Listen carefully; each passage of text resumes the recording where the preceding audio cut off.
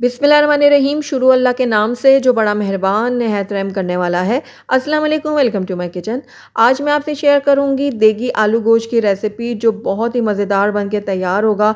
इस आलू गोश्त को मैं मिट्टी की हांडी में बनाऊंगी जिसकी वजह से इसका टेस्ट जो है ना वो और भी बढ़ जाएगा। साथ ही इसका मैं ख़ास मसाला भी बनाना आपको सिखाऊंगी जिसकी वजह से इस देगी आलू गोश्त का जो टेस्ट है ना वो और भी एनहेंस होगा। आप इस आलू गोश्त को गरम गरम रोटियों, पराठों, नान या फिर बॉयल्ड राइस के साथ भी सर्व कर सकते हैं। तो ज़रूर ट्राई कीजिएगा मेरी इस रेसिपी को। तो चलिए फटाफट से इस मज़ेदार और टेस्टी से देगी आलू गोश्त को बनाना शुरू करते हैं। तो बहुत ही मज़ेदार से आलू गोश्त बनाने के लिए सबसे पहले मैंने यहाँ पर एक मिट्टी की हांडी ले ली है। आप चाहें तो नॉर्मल जो पतीली होती है ना उसमें भी बना सकते हैं, लेकिन मिट्टी के हांडी में ना ये आलू गोश्त बहुत ही मज़ेदार बनेगा। तो सबसे पहले हम इसके अंदर ऐड करेंगे घी। आप चाहें तो ऑयल का भी इस्तेमाल कर सकते हैं, लेकिन घी में आप एक दफ़ा ज़रूर ट्राई कीजिएगा। बहुत ही टेस्टी आलू गोश्त बनता है घी के अंदर। तो घी मैंने यहाँ पर तकरीबन 3/4 कप के बराबर डाला है, क्योंकि आलू गोश्त में ना ज़रा तरी तरी अच्छी लगती है। अगर आप कम खाना पसंद करते हैं तो आधा कप भी डाल सकते हैं। तो यहाँ पर देखिए मैंने प्याज ले लिए 2 दरमियाने साइज़ की, जिसको मैंने बारीक कट कर लिया है। अब ये सारे प्याज मैंने डाल दिए हैं इस हांडी के अंदर। अब प्याज को मैं कुछ देर के लिए फ्राई करूँगी। बहुत ज़्यादा देर के लिए हमने इनको फ्राई नहीं करना कि ये अपना कलर चेंज कर लें, बस हल्का हल्का फ्राई करेंगे कि बस थोड़े से नरम हो जाएं। तो लगातार चम्मच चलाते हुए मैंने प्याज़ों को फ्राई कर लिया और ये देखिए प्याज जो है हमारे नरम हो चुके हैं। बस इस टाइम पे आकर इसके अंदर हम अपना गोश्त शामिल करेंगे। तो यहाँ पर आधा किलो मैंने मटन का इस्तेमाल किया, आप चाहें तो बीफ का भी इस्तेमाल किया जा सकता है। तो गोश्त मैंने डाल दिया हांडी के अंदर। अब गोश्त की हमने भुनाई करनी है, लेकिन उससे पहले जो है ना हम इसके अंदर लहसुन अदरक का पेस्ट भी शामिल करेंगे। मैंने यहाँ पर 1 खाने का चम्मच भर के लहसुन अदरक का पेस्ट शामिल किया है। जब हम लहसुन अदरक को गोश्त के साथ भूनते हैं ना तो गोश्त में बहुत अच्छा सा टेस्ट पैदा होता है। तो बस लगातार चम्मच चलाते हुए 2 से 3 मिनट के लिए मैं लहसुन अदरक को भून लूँगी गोश्त के साथ। तो ये देखिए गोश्त की हमने अच्छे से भुनाई कर ली है और गोश्त ने अपना कलर काफ़ी हद तक चेंज कर लिया है। तो बस इस टाइम पे आकर इसके अंदर हम कुछ सूखे मसाले ऐड करेंगे। सूखे मसालों में सबसे पहले मैं इसके अंदर ऐड करूँगी हल्दी पाउडर ½ टी स्पून। उसके बाद नमक जाएगा इसमें 1 टीस्पून, आप अपने टेस्ट के अकॉर्डिंग डाल सकते हैं। और 1 खाने का चम्मच भर के इसके अंदर मैंने डाला है धनिया पाउडर। आधा खाने का चम्मच मैं इसके अंदर लाल मिर्चों का पाउडर ऐड कर रही हूँ, आप अपने टेस्ट के अकॉर्डिंग डाल सकते हैं। साथ ही कश्मीरी लाल मिर्चों का पाउडर मैंने 1 चाय का चम्मच ऐड किया है, इससे बहुत अच्छा कलर आएगा हमारे आलू गोश्त में। तो बस अब सूखे मसालों को भी मैं गोश्त के साथ कुछ देर के लिए भून लूँगी। गोश्त के साथ जब हम सूखे मसालों को भूनते हैं ना तब भी बहुत अच्छा फ्लेवर निकलता है। तो इसलिए हमने लगातार चम्मच चलाते हुए 2 मिनट के लिए भून लेना है सारी चीज़ों को। तो ये देखिए सारी चीज़ें बहुत अच्छे से भुन चुकी हैं। अब इसके अंदर हम ऐड करेंगे टमाटर। तो मैंने यहाँ पर एक दरमियाने साइज़ का टमाटर इसके अंदर ऐड किया है, क्योंकि बाद में हमने इसमें दही भी ऐड करनी है, तो इसलिए हम टमाटर इस वक्त कम ही ऐड करेंगे। तो बस टमाटर को भी मैं कुछ देर के लिए भून लेती हूँ। और ये देखिए टमाटर हमारे सॉफ्ट हो गए हैं। तो बस इस टाइम पे आकर इसके अंदर हम पानी ऐड करेंगे। तो हस्बे ज़रूरत आप पानी इसके अंदर ऐड कीजिएगा गोश्त के अंदर, जिस हिसाब से आपका गोश्त गलता है। मैं यहाँ पर 1.5 गिलास इस्तेमाल कर रही हूँ। तो बस सारी चीज़ों को मैं मिक्स कर लेती हूँ।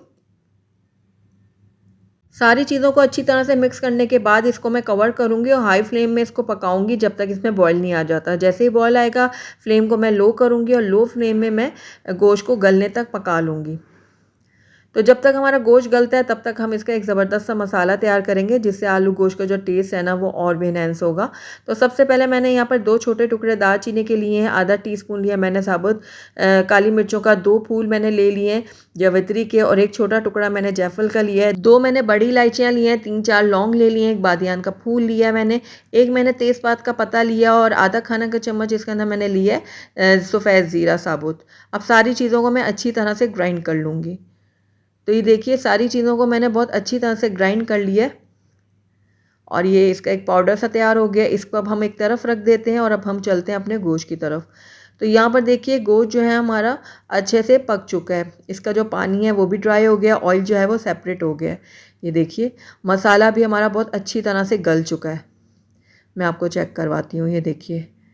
तो बस अब टाइम आ गया है इसकी भुनाई करने का। जितना अच्छा आप इस टाइम पे इसको भूनेंगे ना उतना ही टेस्टी आपका आलू गोश्त बन के तैयार होगा। तो अब इसके अंदर पहले हम डाल देंगे दही। तो पहले फ्लेम को मैंने लो कर दिया और इसके अंदर अब हम दही ऐड कर रहे हैं। 1/3 कप मैंने यहाँ पर फिटा हुआ दही डाल दिया है और फ्लेम को मैंने इसलिए लो किया ताकि दही जो है ना हमारी फटे ना। तो लगातार चम्मच चलाते हुए मैं दही को भी भून लूँगी। तो गोश्त की बहुत अच्छी तरह से भुनाई हो गई है और इसमें जो दही ऐड किया था वो भी बिल्कुल अच्छे से मिक्स हो गई है। तो बस अब इस टाइम पे आकर इसके अंदर हम आलू ऐड करेंगे। तो मैंने 3 दरमियाने साइज़ के आलू लिए थे, जिनको छील के धोकर मैंने काट लिया है इतने बड़े टुकड़ों में। अब आप चाहें तो आलू की क्वांटिटी को कम ज़्यादा कर सकते हैं अपने हिसाब से। तो आलू मैंने डाल दिए हैं इसके अंदर। अब हम भुनाई करेंगे। पहले हमने गोश्त को अच्छी तरह से भुना है, अब हम आलू डाल के भी भूनेंगे। तो जितना अच्छा आप भुनाई करेंगे उतना ही आपका ये अच्छा बनेगा आलू गोश्त। तो साथ ही इसके अंदर मैंने काला ज़ीरा ऐड किया 1 चाय का चम्मच। इससे बहुत ही ज़बरदस्त सा खुशबू भी आएगी और टेस्ट भी बहुत ज़्यादा बढ़ेगा। आपके पास अगर काला ज़ीरा मौजूद नहीं है तो आप साबित सफ़ेद ज़ीरा भी ऐड कर सकते हैं। लेकिन कोशिश यही कीजिएगा कि काला ज़ीरा ही ऐड करें, उससे अलग ही टेस्ट निकलेगा आलू गोश्त का। तो बस अब आलू डालने के बाद भी मैंने 2 से 3 मिनट के लिए इसकी भुनाई कर ली है अच्छे से। तो भुनाई बहुत अच्छी तरह से हो गई आलू गोश्त की। तो बस इस टाइम पे आकर इसके अंदर हमने ऐड करना है पानी। तो पानी आपने अपने हिसाब से ऐड करना है। इसको अगर आपने ज़्यादा गाढ़ा-गाढ़ा रखना है तो पानी कम ऐड करें।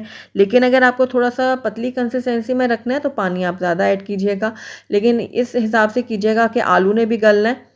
तो उसके बाद जो शोरबा रह जाएगा उस हिसाब से आपने इसके अंदर पानी ऐड करना है। मैंने इसके अंदर 1.5 ग्लास पानी ऐड किया है। अब इसको कवर करूँगी और आलू के गलने तक मैं इसको पका लूँगी।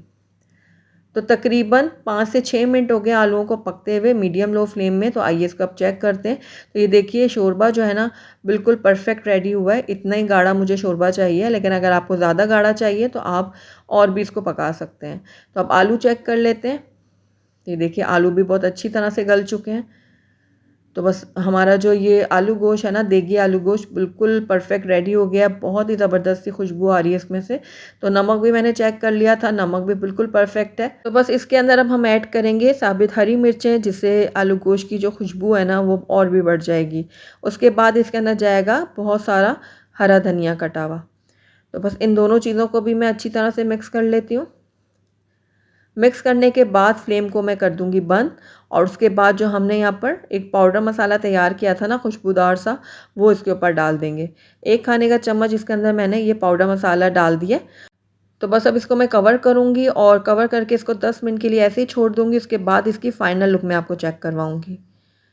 तो अल्हम्दुलिल्लाह माशाल्लाह से देखिए कितना ज़बरदस्त सा इसका कलर निकला है और बहुत ही लज़ीज़ ये आलू गोश्त बन के तैयार हुआ था। ये देखिए बिल्कुल देगी स्टाइल ये आलू गोश्त बना है। उसमें बहुत ही ज़बरदस्त सी खुशबुएँ आ रही हैं।